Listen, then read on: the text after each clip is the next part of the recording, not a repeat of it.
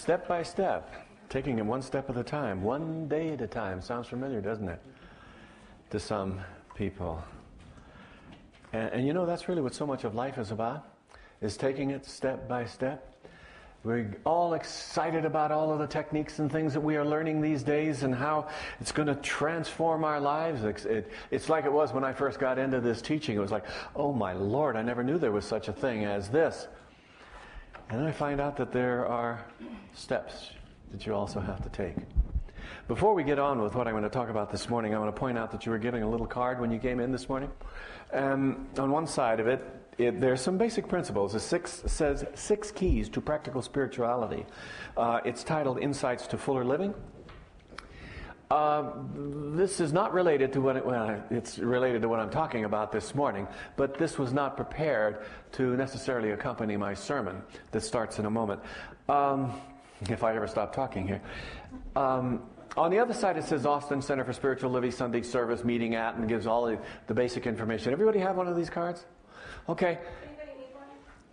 You know, the purpose for this is not, well, it can be a lesson to you because these are very significant things.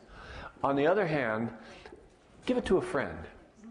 I mean, if you don't feel too vulnerable in saying, you know, you might be interested in some of these things, these are principles by which I am living my life. The first one really got me when I came across it.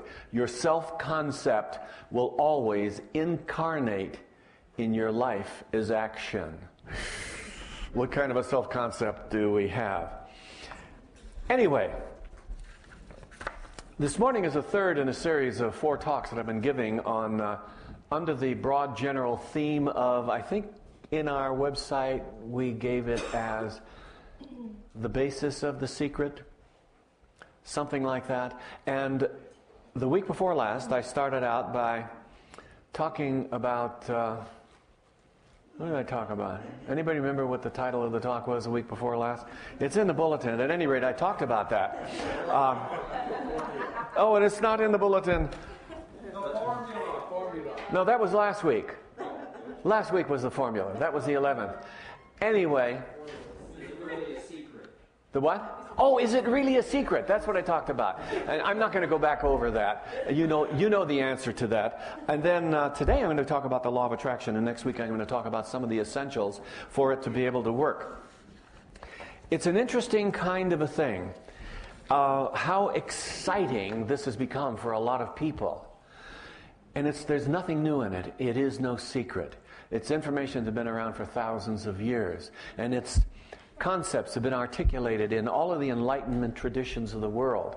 And yet somehow or another, it has secreted itself. These ideas have been secreted within the deeper wells of consciousness of people, and just this phenomenon of this movie that's come along is beginning to stir things up and bring it to the surface where people are looking at things and they're saying, yes, this is true. I know it's true. So they're hungry. And it is so exciting. I just have to stop here for a moment and tell you, I am so excited about this. It's like after being in the ministry for 30 years, after having been exposed to these teachings for 45 years, I can remember and re-experience the feelings I had when I first discovered these principles, and I'm jazzed. It's like, I've been born again, folks. Not in the sense that a lot of people tend to think of it, but maybe so. Maybe it is. Maybe I just haven't understood what the others have been talking about. And yet, there's been a lot of resistance that has been brought up. Not a lot of resistance. Well, there's one article that I'm familiar with that was in Newsweek magazine, and they did quite a bit with it online, on the internet.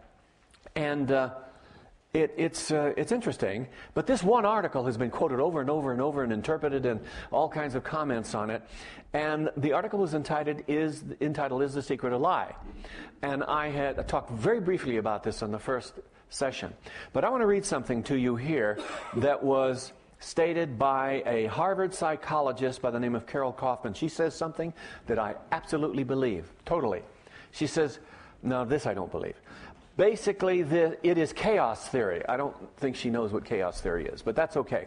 Then she goes on and she says, I don't think you can attract things to you, but if you are profoundly open to opportunity, then when ambiguous events occur, you notice them. I think what positive thinking does is raise your consciousness to the possibilities. And I agree with that wholeheartedly. We're raising our consciousness to the possibilities that are around us. But it is more than that. And we will get to that in a little while. And this, of course, is where the big arguments come in. And I'm not going to address those that want to show us where we're wrong. Today we're going to be talking about on the theme of the law of attraction. And I'm going to go over 4 basic points. The first one is there is a basic principle. That is, there is one infinite power and presence within which we all live and move and have our being. The second is, and that power and presence is very personal.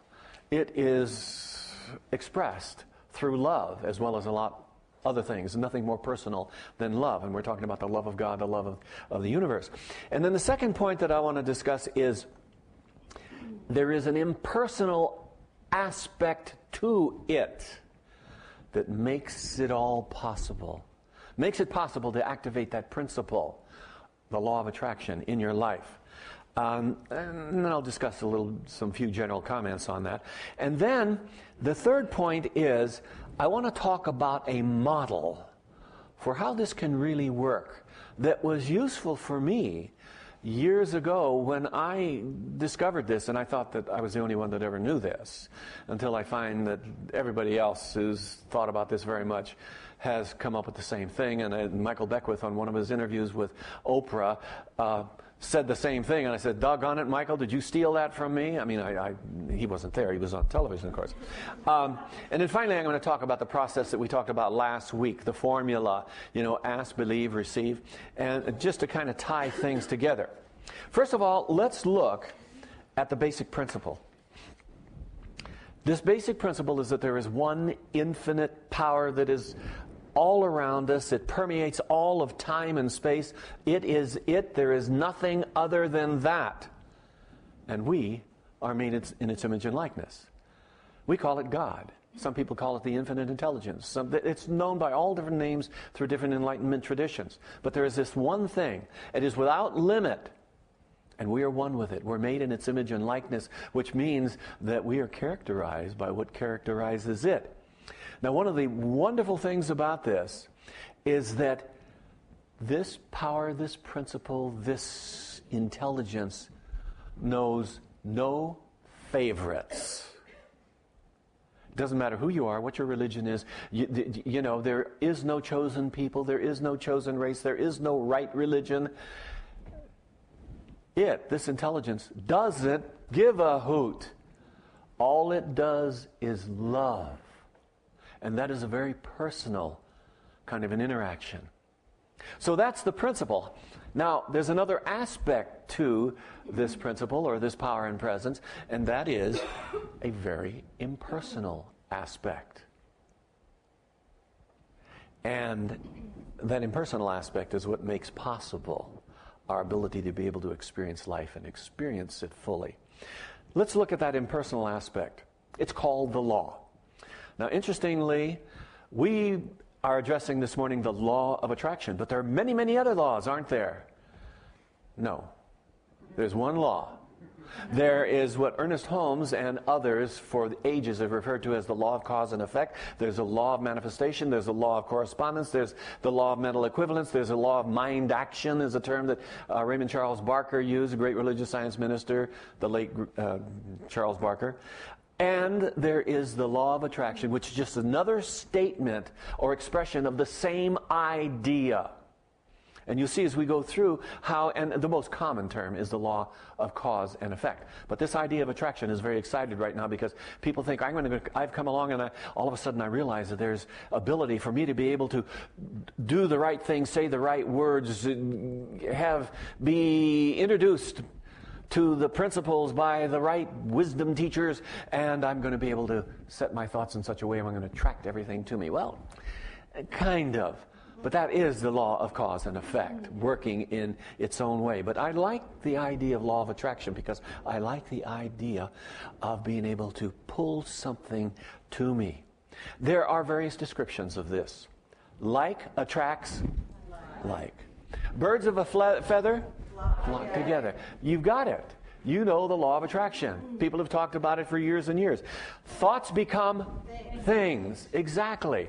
And one that I really like, what you think about, you bring about. That's right. It's all speaking to the law of attraction. What you give your attention to is where the power of the universe is going to go, and it's a manifesting power, and it will produce or create the circumstances within which and around which you are going to, or with which you are going to be able to pull into your experience what you need to experience. Now, a couple of facts about the law itself. It never ends. You don't turn it off and turn it on. Just like the law of gravity. You don't turn the law of gravity on and turn the law of gravity off. It just is. And it's an always present field of influence, like the law of gravity again. Of course, gravity, you have to have substance, don't you? You have to have bodies attracting each. Don't misinterpret this now, like the sun and the earth is what I'm talking about. This law of attraction, this law of cause and effect is infinite in its extent. If God is unlimited, then the aspect of God that we call law must also be unlimited. It is without bounds. It is infinite. It is always working. I've already implied that. It's totally dependable. That is, it's going to do what it does today, what it did yesterday, and what it'll do 10,000 years from now. And it is totally, or it gives totally reproducible results. If I do today in the same manner that I did yesterday, I'm going to get the same result. Isn't that wonderful? And isn't it scary? Because we can look and see we have been reproducing in our experience some things over and over and over.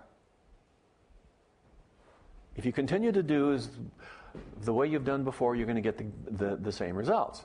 If you are very success-minded, if you are very open and inclusive, if you are very loving and grateful for life, and I can go on, you're going to experience more and more of the same.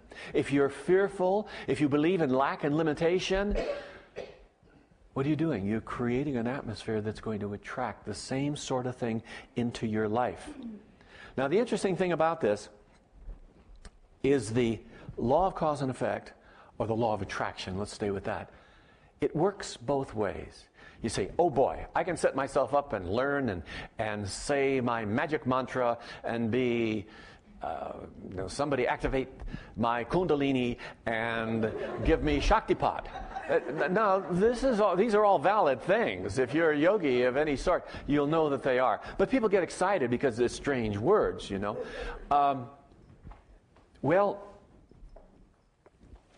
Okay. But it's more than just what you do to yourself that's active here. Because this law of attraction works both ways. You set up an attractive field. I'll talk about this by my little model in a while. At the same time, everything has associated with it its own field, and you are being attracted to, and it is attracted to you. I love what Ernest Holmes, our founder, said. What you seek is seeking you. Wait a minute, how can that? When I first read that, it must have been 40 years ago, and I thought, well, you mean there's the new Jaguar out there that I'm seeking is actually seeking me? And I thought, well, that's kind of nonsense, and it must be a metaphorical statement, and it must, just a figure of speech. No, folks, it's absolutely true. It's just like the gravitation. This is a mental gravitation we're talking about. Each body is attracted to the other to some extent. Now, let's take a look at the model that I came up with years ago that I was so pleased and a little bit arrogant about. I like to explain it in terms of an analogy. Some of you are old enough to remember the old dial-type radios that we used to have in our cars. You remember those? You'd turn the knob until you come in tune. Anybody not remember that? Oh, I don't even want to talk to you. You're just way too young for me. You'd be driving down the road, and you're listening to something that's very interesting, and it begins to fade a little bit or get a little cracked. So you'd reach over and you tune it just a little bit more, and you get a little better position, and it'd come back in, and you continue to get farther and farther from the transmitter or the station that's sending out the signal, and so you tune it again. And then you continue down the road, and the same thing begins to happen. So you reach over to tweak it one more time. Now you're hearing it well enough, but you really want to hear what this guy has to say. It's really exciting. So you give it one more twist. Boom, it's gone. Yeah. And you fool around trying to bring it back, and you can't bring it in. Now, the reason for that is that there was a resonance frequency shared between those little metal plates that were the tuner inside the radio, and you turn them and you get them in the right position, and it has a certain characteristics associated with the resonance of it that matched what was in the studio, but you couldn't bring it in any better anymore. You turn the car around and you go back, and you can bring it back in. But the same thing's going to happen when you start getting at a distance from it. Now, I love that analogy because I think of our minds, I think we have kind of a mental radio. And the signal that we put out will match the signal, if you will, or the frequency spectrum of some particular object.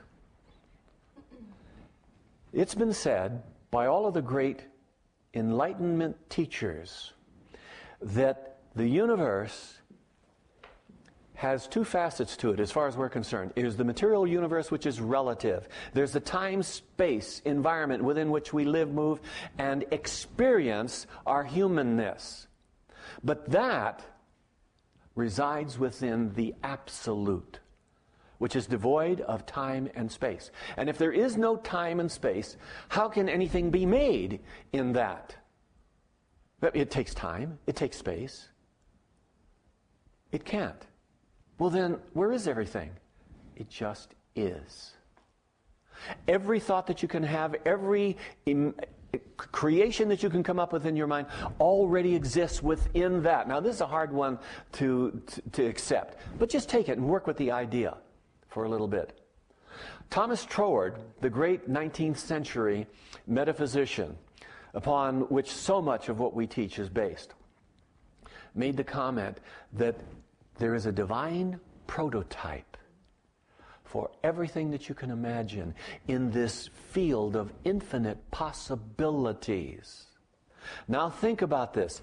We here in this relative realm, and everything evolves out of that or is projected out of that into the time-space arena within which we live. You begin to formulate an idea about what it is you want to experience. And I think we have to be very careful here. It can't just be anything. You can't be formulating the idea that you want somebody to come along and bump off your mother-in-law. That's out of integrity. Not only that, it is inconsistent with the natural order of things. So it's got to be good stuff, to the very best that you understand. But you come up with an idea. That idea has a vibration associated with it, or a spectrum of vibrations, a spectrum of frequencies. And that idea goes out just like a pebble you drop on a smooth pond, and the waves go out to encompass the whole pond. We're talking about an infinite pond now. And so we kind of drop our thought that involves our belief and our acceptance of the possibility, and it goes out into the sea of cosmic mind, if you want to call it that. At the same time, whatever it is that you're looking for exists as a possibility in this field of infinite possibilities, and it is sending its signal out. And what happens when the two encounter each other? Just like that. It comes together. There is a locking in. Isn't this exciting? I mean, this turns me on when I think about it. I wonder why I had to wait to have somebody else tell me about my model for me to be indignant that they knew what I figured out a long time ago, only to be re-inspired at what the possibilities are here. It's just absolutely incredible. And it works both ways. It's almost like there's a radio signal going on out there, or at the very least there is a field around an idea, and the field around our idea, these vibrations seek each other, and what I am seeking is seeking me. That's absolutely incredible. Does that make sense to you? Or is this stuff just kind of boring and a little bit too airy-fairy? All right. Okay, that's, I think, the way this works. But you know something? It doesn't matter. And whether you understand it or followed any of that I just said, it doesn't matter. Take as a working premise that your thoughts create an attractive field. Your beliefs will automatically establish this kind of a resonance in the universe that is going to pull to you whatever it is that you seek, if it is in integrity and consistent with the natural order of things. Now, the process by which this happens, and we talked about this last week, that was a whole part of last week's sermon. The process or the formula is very simple. Ask, believe, receive, or accept. Receiving and accepting really are the same thing.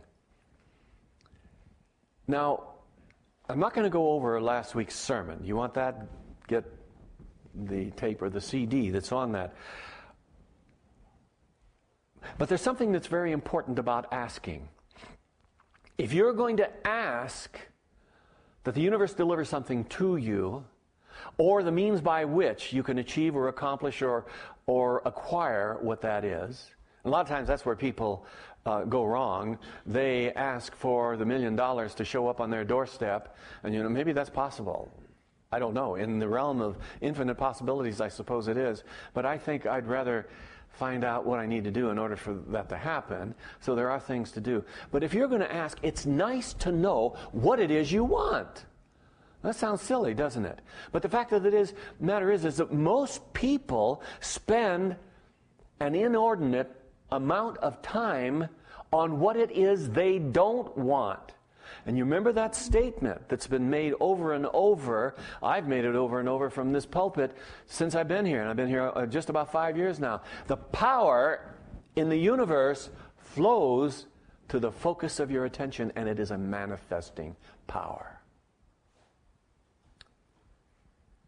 So, if you're always thinking about what you don't want, what are you reproducing over and over and over in your life? What is that thought form? What is that thought frequency that you're creating doing? It's attracting more of the very same thing. So you need to know what it is you want. And knowing what it is you want, depending on how you're going to go about doing this, can be very well that which leads you to really a deep belief. Let me give you an example. I have a friend that I haven't seen or talked with in about 5 years. His name is Larry James. I met him in Tulsa, Oklahoma about 30 years ago when I first went into the ministry, maybe about 28 years ago. And Larry was a real estate agent doing very, very well for himself, but had a fantastic inquiring mind about the way things worked. He was always taking workshops and seminars on success principles and that sort of thing. And at one of the seminars that he went to, he was told about the importance of sitting down and writing all of the things that he wanted to experience or have, to acquire, whatever, or do in his life. And the instructions in this seminar was for him to go home and sit down with a pad of paper and writing instruments and write out all the things that he wanted. So he went home and he got his yellow pad and he started working on this. And finally he got to the point where he was categorizing them in the various important areas of his life. Health and relationships and family and career and recreation and health and so on down the line. Most of us can break down our wants and needs to 6 or 8 of these categories. He started writing in the early afternoon, and he finally stopped about 6 o'clock in the morning. And he was so jazzed because it was like going through this process. He was tapping into the infinite field of possibilities that was him. Remember, we are in it and we are one with it. And it just kept pouring out and pouring out and pouring out. So he called me up later in the morning, like 8 o'clock or so, to tell me what had happened. And he was jazzed, and he went right back to his workshop and continued with that. Now, Larry was a very successful real estate agent. Realtor, I guess he was a realtor. And, but he didn't want to do it anymore. So what is he doing today? The thing that he discovered by going through this process more than anything else, he wanted to be a presenter, a workshop presenter, and he wanted to work in the arena of love. So he's written several books on love and does workshops all over the country. He's remarried. And along in the process, he got rid of a wife. I mean, there's some good in everything. No, I don't mean that. But this is what can happen. And can you see how that can build you to a belief? Can you see how your excitement in putting together all of these ideas and looking at the possibilities for you can be the very thing that says, yes, yes, yes, and you begin to build a belief. That's incredible, folks. Now, the next thing, belief, we see how the asking part and the defining of what it is you really want can work for you. And I don't want to say a lot more about that except to coattail on to what I said a moment ago. Allow yourself to want what you want. Now think about that. I'm going to allow myself to want what I want. Not put all kinds of contingencies around this. Not have a bunch of qualifications or caveats. No, I'm going to let myself want what I want. But some of you look at it and you say, but there are things I want and I know I can't ever have. Really? Do you know that? Well, you say, of course, I just don't see any way that this can happen. How is it going to come about? Forget it, folks. Forget about it. Good Sicilian saying. Forget about it. The reason that you can forget it, I'm Sicilian, by the way. The reason you can say that is it is not your job to know the how. That is the job of the universe. That is the job of Spirit, of God.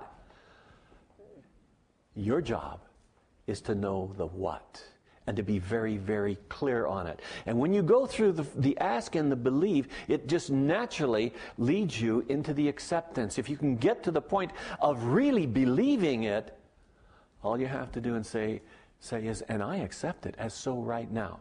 Now, because I'm running out of time, I have to cut this a little bit short. I got 72 seconds left. Knowing all this stuff that we're talking about here this morning, you should be able to go out and begin the process of transforming your life and turning it around. And you can, and you will. There's value in what you've gotten this morning and what I have said, and I know there has been for me. However, many of us have years and years and years of stuff that is accumulated and built up, and it keeps intruding from our subconscious, our old beliefs of limitation and lack, an imbalance in our life.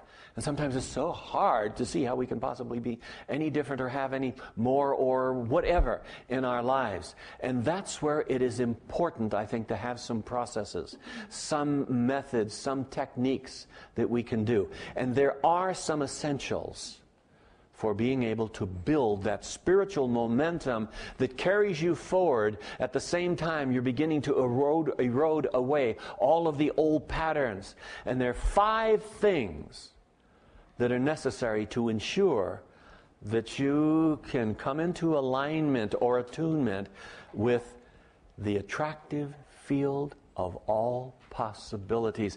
And that's what I'm going to talk about next week.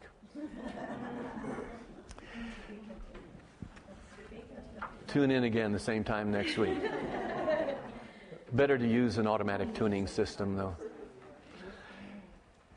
Let's quiet ourselves.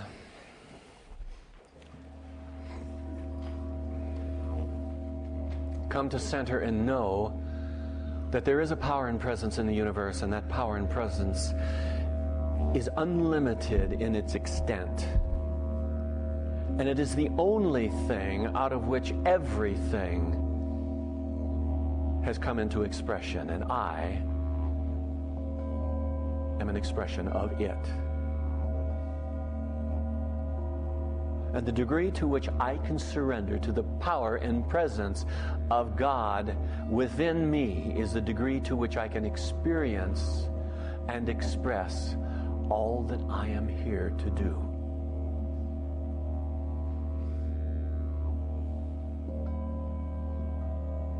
In my surrenderment, I do not give up and allow the world or the people within the world, the forces within the world, to manipulate me. But rather, I give myself over totally to the processes of love and goodness, intelligence and creativity to work in and through my life as I allow it. Now, this is your prayer. I speak it in the first person, but this is your prayer. All the more so when we realize not only am I and the Father one, as Jesus said, but you and I are one. We are all one together. So take just a moment now to go into the silence and call up just one thing that you would like to see transformed in your life, whether it's something to acquire, whether it's a healing to have, whether it is a project to complete, something that you want to achieve, whatever that is, one thing that is your desire in this moment. And define it very clearly in your mind. Just look at it. Don't do anything with it. Just look at it.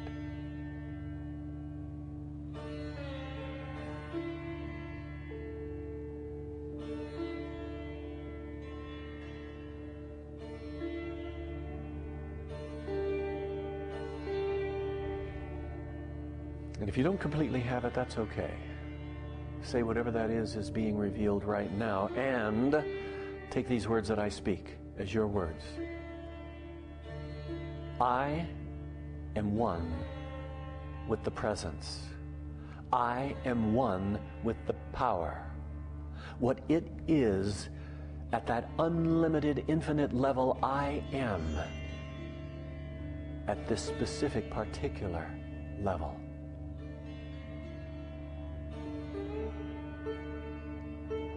I am eternally connected with it, and I draw into my life everything I need for the manifestation of this desire.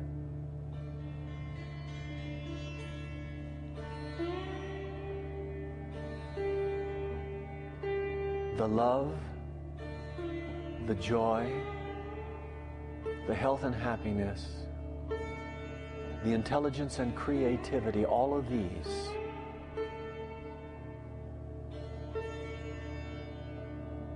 are in me and are unlimited. I draw upon them and allow it to pour forth, providing me with everything I need to create the attraction for my specific desire right now.